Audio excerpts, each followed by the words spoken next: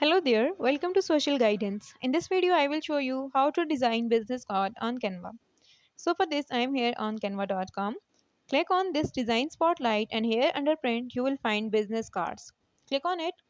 As you click, a new page will open and here you will find different templates according to business card. And also you will find different categories of business cards. Okay, so now as you can see, we have different categories like trending, actor, aesthetician, artist, bakery, etc. So from here you can choose the category of which you want to design a business card. Let's say we want to design a business card for bakery. You need to choose the template that you like the most and then simply click on it. Once you click, it will open up like this.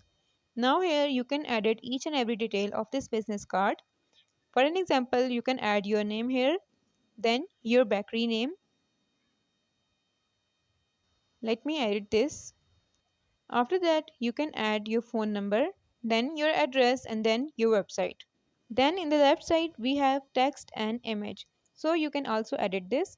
In the text, you can add your bakery name or whatever you want. And then you can adjust the size of the cake image here. So in this easy way, you can design your business card on Canva.